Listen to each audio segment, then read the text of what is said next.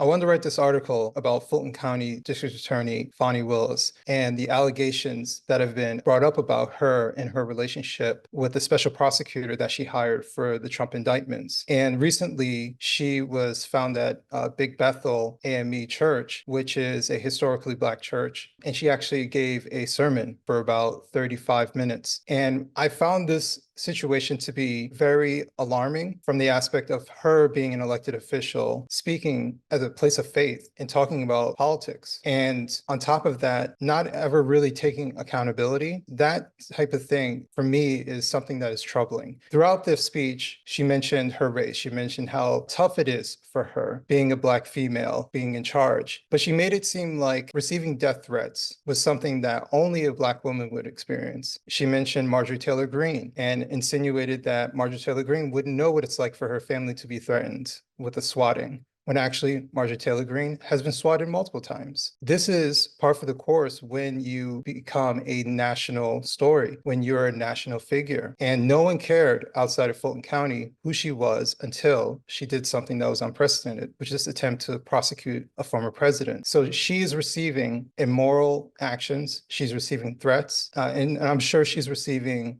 racial animosity from strangers. And all of that is inexcusable. But what she is actually trying to do is pretend that her race is the single reason why she is receiving criticisms, and that is not true. She's receiving political criticisms because of what she's doing with this Trump indictment. She's receiving criticisms about how she is handling the case, and now she's receiving criticisms about her relationship with the special prosecutor. And I just find that a myriad of problems with this entire scene, with her standing up at the pulpit, speaking in front of a congregation, talking about her, it was very much so, God, how come they're doing this to me? And I think there's something very self-serving about that entire performance that she played. And what was even more troubling was watching the congregation, the church leaders, and everybody clap as she's complaining about the Republicans. And there's a greater issue that's happening in America when it comes to our churches, and this also includes Black churches,